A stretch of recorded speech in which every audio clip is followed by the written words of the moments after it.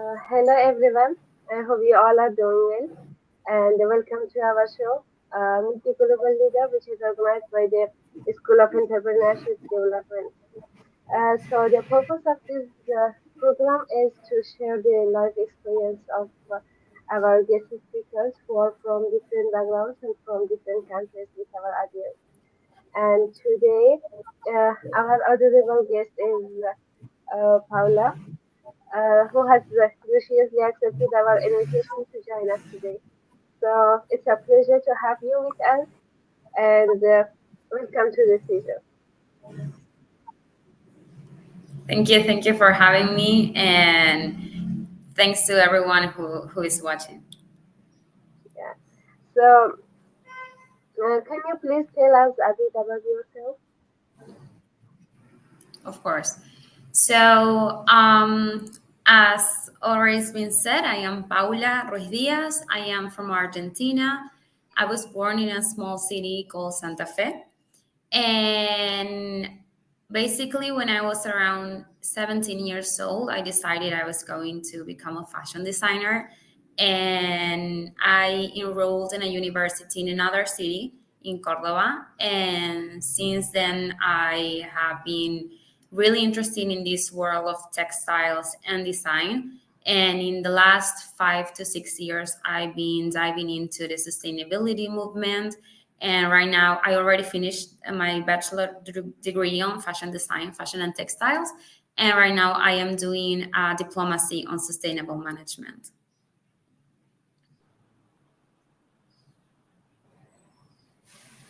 Okay.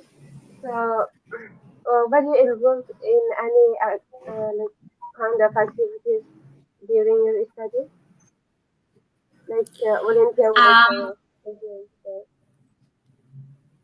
yes, so actually, right now, I am a textile designer in a small company in America. It's called Inca Merch. And I am also a coordinator member of Hecho por Nosotros, that is an NGO that works on sustainable fashion. So actually, when I started in Hecho por Nosotros, I started as a volunteer in the graphic design area because of my career. I know how to use Photoshop, Illustrators, and other programs. So I started as a really small volunteer, and I got really engaged with the community, and well, that led me to where I am today. And prior to that, I have always been interested in these volunteering positions in different areas, mostly the work with children and education. So I've been part of a few projects that revolve around those topics. That's nice. So what were the skills that you developed uh, doing these activities? It depends a little bit on which of these activities, because if the groups and the people that you're connecting with are like different ages, really different to work with children than to work with adults, or to work in these more like big organizations rather than in small schools. But I think that one thing that everyone and all of these activities have in common is empathy. So I have come to realize that it doesn't matter what activity you're taking over, the approach should always have empathy and the idea of dignity for all of like the same. It does always have to be like a priority, and it's all like it has to come from that point to really be like useful and helpful for others and for ourselves, because there is also that I have come to understand that when you do these volunteerings, you end up learning much more than what you give out and give away. So it's really important, like perspective to have a personal growth. Yeah, exactly. So coming to the organization that you are working, um, can you tell us about your organization and the impact you are creating for your community? Okay, so right now I am like part of three different organizations in three different aspects. So I will like go like one by one. First of all, there is Hecho por Nosotros that I would call my home. It is, as I mentioned, an NGO from Argentina. It was born in 2008, hand in hand with the Nimana, that is a B Corp brand. And what we do there is take this holistic perspective over sustainability. When, if you ever have the chance to listen to Adriana Marina, who is the founder of the NGO, you will hear her say that fashion is an excuse, because when we talk about fashion, we talk about a huge value chain that is really fragmented, and that actually has to do with every other industry that is out there. So when we talk about fashion, we talk about agriculture, we talk about cotton, we talk about leather, we talk about marketing, about financing, about a bunch of different topics in areas that have to come together to really tackle the issues we have regarding the sustainable development goals we are trying to reach right now. So what we do there is we carry out research and we create different tools that we put in hands of MSMEs and artisans. We really concentrate our efforts on the global south, and we try to close these gaps, these technological gaps we have, these educational gaps we have, by putting these tools on the table and just letting people like take them, own them, I create and create with them whatever it is that they are creating and whatever projects they are carrying on. So that is a little bit about Hecho por Nosotros. In Hecho por Nosotros, I'm a coordinator, so I am lucky enough to see all of that put in action. I have contact with all of the teams and the groups, and it is really a nurturing and a really, it's an experience and a job that gives you hope, because I'm not sure if all of the people who are seeing this are into sustainability, but if you are, you will probably must have this feeling sometimes that everything is lost and that there is nothing to do and that we're all gonna die. And working here has made me realize that there is hope. There are a lot of professionals out there that are actually really invested and really interested in sustainability, and that we have a chance of like changing things. And there is a quote I really like from an author that is from Latin America. His name is Eduardo Galeano, and he's from Uruguay. And he said something like, small people doing small things at small times in small places might achieve greater things, which I think is the approach we should all have. Already said that, I also mentioned Inca Merch. Inca Merch is a really small business. His founder, he actually founded this brand, because he needed like some economical sustain for the NGO. He also has an NGO. So all of the profit from the brand goes to the projects of that NGO. And what I do there is textile design, basically. And I love that. I love design. I love, creating. But also, what we are doing here, that is the part that I find most interest in, is we are trying to put again in value the Indian cosmology and the way, I'm sorry, Indian is not Indian, is Inca cosmology, and the way I'm not sure if you guys know, here in Latin America, our like ancestral cultures were basically big, three big groups. One of them was Inca, then Mayas and Aztecas. And so the Incas were mostly in the Andean region. And what we are trying to do with him is take all of the kind of colors they use, the meaning of their words, the already amazing pattern and styles they have, and put that into kind of, fashionable clothes that are like useful and that can stay and in time, that are not producing like like this fast fashion idea of style, but more something like constant. um then the third organization, I am an adjunct professor at the century 21st century university here in Cordova, which is the university that I got my bachelor degree from. And this is the role is kind of like as an assistant to the professor. And I got engaged in that because as I am interested in sustainability, I am interested in the long term and long run processes. And I am really like keen on seeing what is that the next generation of designers are not only creating but also learning. So I thought it was a good idea to bring like my perspective to that class. The class is sustainable design. It's design third of the career. So that's a little bit Okay. about the three organizations. Wow. So, like reaching to this step is not easy, of course, and you have worked so hard. So, but beside of this, were you following anyone? I mean, who are your role models? Okay, so role models. I think I have like two like big groups of role models. Then there are ones that are more related to their careers and where what they have done already, in fashion and in sustainability matters. And then the role Yeah. models of, values connected and more of like a lifestyle.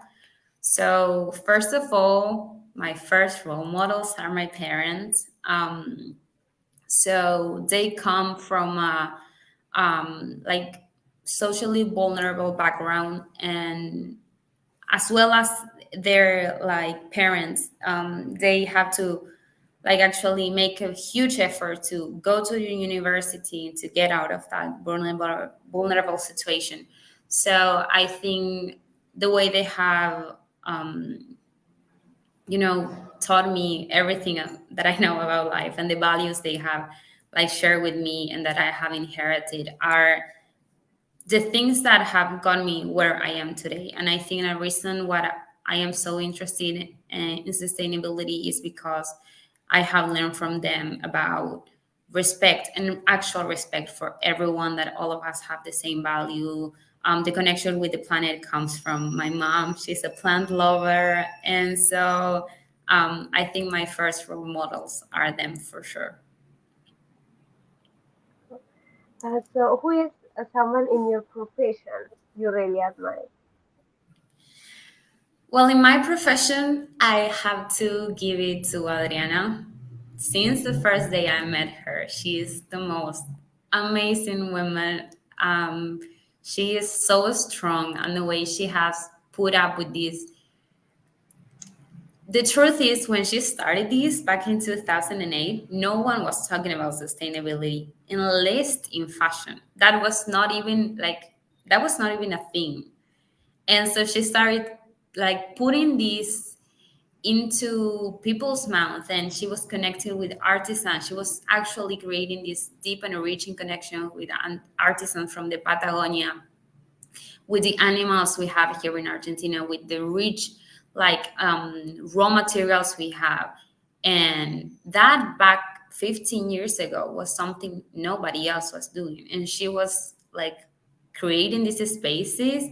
I don't know how, because I must imagine it must be have been really hard. And today she has these strong institutions and this strong voice, and she's using this to create meaningful dialogues. And she's for sure my role model in this aspect. Yeah. Okay. So another question is that what are the biggest decisions you have made uh, in one last year, in the last year? In the last year, so well, one that was, I'm not sure if it's like huge, but it is important because when I decided I wanted to be an adjunct professor in the university, I was kind of scared. I didn't really thought I could add like I thought that maybe they would like take me part of that, but also that I was not like prepared enough. I was really scared about, what would I give out to this class? What valuable thing did I have to share? And so I thought about it a lot, like a lot of months, till one day I just made a decision to talk with my professor of that matter, and she was like, for sure, yeah, you can do it. You have to reach out to the university, see this, do this, see if you go through the applications. But yes, of course, it's a totally like option, maybe it will happen. And from that moment on, everything just started like going well, and I end up where I am today. um that one probably was for the last year, but for like the previous 5 years, I would say I have had a few, and all of them have come to the same place. And is um, what had happened to me at least is you have this feeling that you can be doing this, but you start doubting yourself on your skills, on your knowledge, on if you are capable of not or not on doing that thing. And all of the decisions I have made were made the second I realized that it's okay to maybe not be completely prepared. I'm not gonna lie, the first class I had in the university, even though the professor was there, I was really nervous. And whenever I had the chance to talk, or the professor asked me to like give out examples or anything, I got nervous. I got really nervous because I was like, am I doing this right? Is this valuable for them?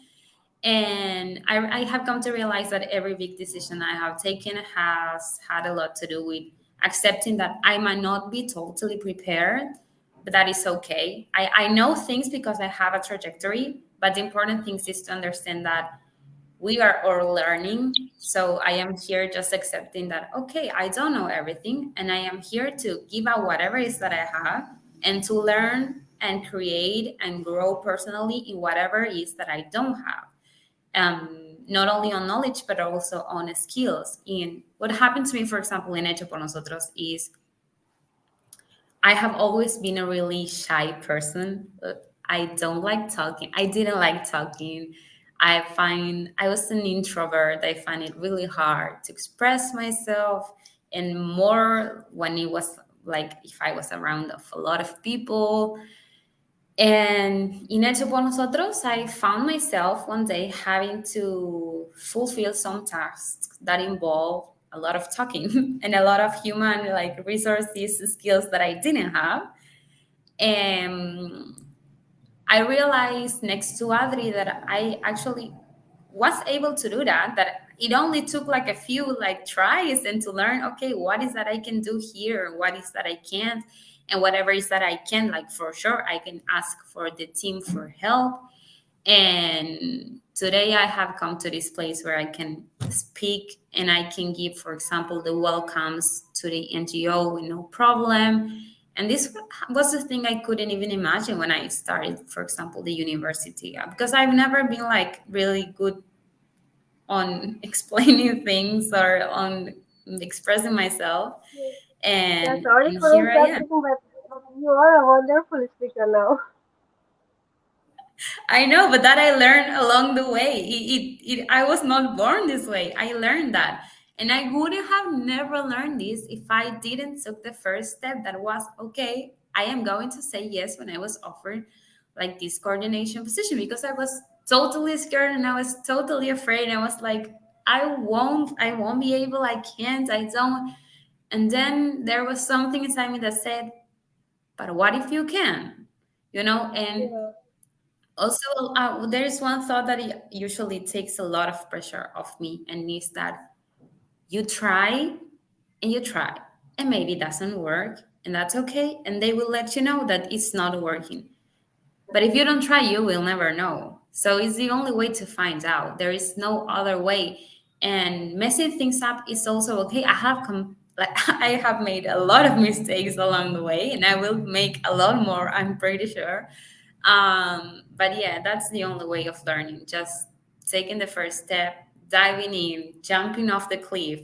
And I promise almost all of the times, there is someone out there like waiting for you. Then you're going to be caught or you're going to land on your feet. One of those two options.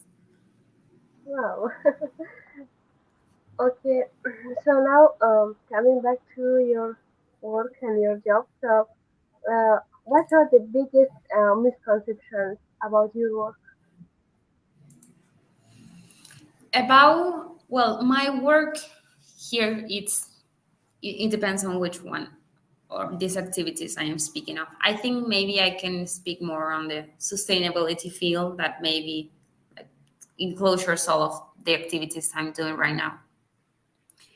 So I think there is one big misconception about sustainability, and it is that it's extremely far away, extremely out of reach, and that people is just extremely negative and that there is nothing to be done actually. And that's not true. I have come to realize that we have a lot to do and we can all do it from whatever it is that we are. I am not going to try to change the whole fossil fuel industry because it's not my place. I'm not close to that. That will never happen. What I am close to is fashion. What I am close is threads and fibers and textiles and people. And so from this place, I can reach and I can get close to this sustainability thing.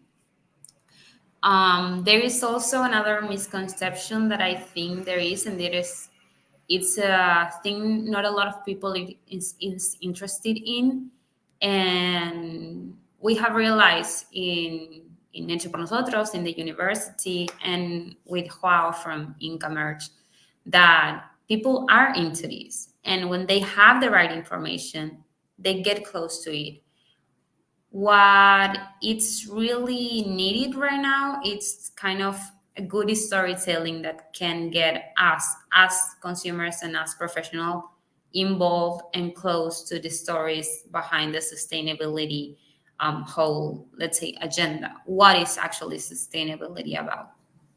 So I think that is the biggest misconception, that it is too far away, because it is not. It is big, it is huge. That we know, of course. It's a global issue, which means it's also a global solution. That is um, Yeah. the biggest kind of outreach we can have when assuming something is global. We are not thinking outside global, right? So Yes. it is huge, but it is achievable. We just need to make little steps one at a time. Okay. So, what makes your job exciting for you? Exciting. I think, well, first of all, because we are searching in this, I will keep talking about the sustainable like movement in general. So, because we're talking about changing the paradigm, changing the way things work, changing the way we think, changing the way we do and act, we are already coming every day close to really innovative things, innovative projects, and really original like ideas and experts and professionals that have come with like, they are not like, I'm not sure how to say this in English. In Spanish, it's a quote that is no están creando la pólvora, which means they are not creating like things from scratch that are magical. They are just actually bringing innovation from other fields and ideas from other fields and put them together to kind of outgrow the field they are working on. So I have seen amazing projects going around education, going around gender equality, environmental, like biodiversity and water, like I cannot find the word in English. To keep it like the way they are, and stop destroying it. And I think the most exciting part of my job is having the chance to meet all these global leaders that have these really innovative ideas, because you are always learning. That is the exciting part. It's a Yes. process that it's like never stopping, no ending, and we are just evolving as human as well as, and as long as this sustainability thing it's evolving too. That's my answer. Uh, Yeah. So, like, how do you resolve conflict within a team? Um, Within a team, there are also different kind of teams, and it depends. There Yeah. are a lot of different kind of issues. But the first, I would say, like the most important thing is communication. Um, Real, effective, and honest communication. When you have that cover, usually any conflict can like be worked through and sorted out. It is really important to have also empathy, because a lot of the issues within team has to do with, okay, I have to take these 2 seconds to realize how is this person is feeling, or what is that is like coming in between they and that activity, or whatever is that the conflict is about, and try to Yeah. understand from their point of view, so we can communicate from that place where we are actually hearing out each other, and it's not like you're talking with a wall. Okay. So, how do you like? How did you use your experiences in influence your decision making? I would say it translates everything I have learned along the way from my career, my studies, the work in this different organization. It translates a lot to my personal life, first of all. Yeah. So, because of sustainability, I have become a vegetarian, and I've been vegetarian for about, I don't know how long now, maybe 7 years, so something like that.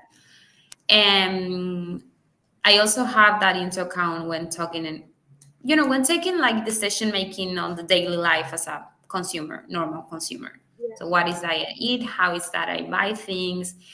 I am trying to use not so much plastic. When I pick my clothes, who I am buying for? Do I know who made this clothes? Is this like a fast fashion company? It is a sustainable one.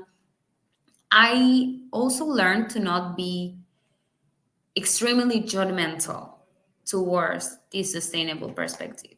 The truth is, we are all learning. So I am not in this point where I'm like a judge and I'm like, no, this is not 100% sustainable. I'm not having that. No, because 100% sustainable does not exist. That's the truth. We are learning how to get there. We are not there, Yeah. none of us. So we cannot judge from that perspective. But yes, I know I try to, pick products that have like lower carbon footprint, or lower water footprint, or at least that I know who made that garment. I am trying to use a lot of secondhand garments. I have become the biggest theft of my grandparents' closets. They have run out of clothes because of me. But yeah, to my inner personal life, that's how it had involved in decision making. And in my professional life, um, I have learned about collaboration. I have learned that to reach out and to actually achieve the sustainable goals we have, there is no other way. But I am 100% sure there is no other way but to have collaboration and teamwork. That is the only way we are reaching out to create these global like standards for the sustainable development goals. And collaboration is key in any aspect. It's key in university, it's key when you are working, it's key when you are learning, it's key at all times, because it is the only way we are actually creating, till this day, or till what I know prior to this, the like let's say professional market was really competitive. It still is for a lot of people and for a lot of industries. And competition is what has come till where we are now. Competition as just because you want to be, or you want to win, or you want to have more money, or it does not work. For sustainability, it does not. So I think we have to change and focus actually our efforts on collaboration, because I have seen collaboration work on field, on ground, on real time, and I can tell you it can be like the best and the most powerful and enhancing tool we have to create really interesting projects. So my question to you is that what is the greatest life lesson that you have learned by doing all these things or in your journey of Can you repeat the question? Sorry. uh, what is the greatest life lesson that you have learned in your journey of success or by doing all these activities? Mm. So, well, I think I spoke a little bit about that during this whole answering. Um, I think, as I said before, collaboration, empathy, the idea of dignities, and all of that, not only when you have them as values and standards for you, they kind of also works as tools, is one way, it's like a filter to understand the world and the people and to connect with them and to communicate with them. And so I think, yeah, that the thing I've learned along the way is that basically we have to stay really connected, not only between each other, but also with ourselves. We have to tune in to these deep rooted values we have and try to put that in our work. It doesn't matter if it's like your university or if it's like you're already working on a job or if it's like just decision making on your daily life. It's at the end all of the same. It is rooted in these deep values that we learn along the way, that some of them you learn you did not have them and you learn them as you experience these kind of new connections with organizations and entities. And I'm not sure if that answers the question. So the last question is that what do you think about the future skills needed for the youth to excel in their professional career? Future skills. So I think I can break it down to two things. First of all, I think I will make a comment on youth because I've learned and I've heard a lot of negative comments on youth, and that they are not like really connected with people. They are connected via like social media and things, but not Social media. with real people. I've heard that they don't know how to confront things. I have heard that they have like um, in Argentina, there is a really common thing that it's being said that it's generación de cristal, which means crystal generation.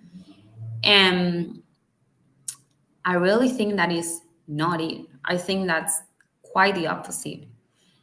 I've seen that generation, like C generation, is really resilient. They are extremely connected. I mean, yeah, social media and our technological devices do have like some harm like aspect for us. I'm not saying that's not true, but I think that the way they have grown, because I was not born with a cell phone, that's the truth, even though I'm really young, but I've seen like more younger generations than me, my cousins, my sister, the way they treat this social media and this tool, because it's a tool, this tool they have. Yeah, yes, I have seen how resilient they are, how connected with the issues, the global issues they have.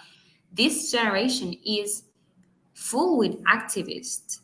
It's full with people who is there like just raising out their voices, using social media to say like, hey, this is not okay, this is not how it should be. And I think that is an aspect that they should keep in mind and keep going on like that. Sometimes what it's needed to be paired with that is critical thinking, that it's key. We are overloaded with information. It is, at least for me, most of the time, a little too much. You don't know how to read, you don't know where to read it, you don't know which like font it's actually truthful or half honest at least, and you don't know which one is being greenwashed. You don't know that. So that critical thinking is key when talking about like the use of these technologies and these tools. But I think this resilience they have and this interest for being like these young activists on whether whatever is the topic they prefer, and the way they are like less afraid maybe on speaking their minds when it comes to being integrated in talks with people from other generations or from other fields. At least that's from my expertise and what I have seen. Probably when I was younger, on my parents, when you were sitting in a room with someone that was more of an expert or that was older, you probably was going to keep, like maybe shush, and you were not going to say anything because that was not your place.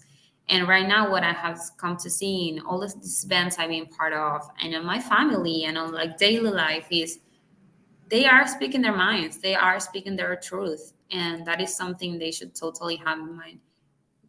Also, what they should have in mind is this connection of this capability of communication, because they can have a lot to say, but if you don't say it in the right way with empathy and dignity and all of that into account, sometimes our message are not going to be heard just because we are not like saying it in a way that the other people is keen to listen to.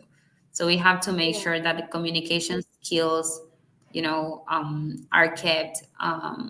We have to stay rooted to these values. So I think that trying to understand what is that we want and how is that we want, what is this world we project to be. It's like this, sometimes it's a utopic world because the world I want is totally utopic. I'm telling you.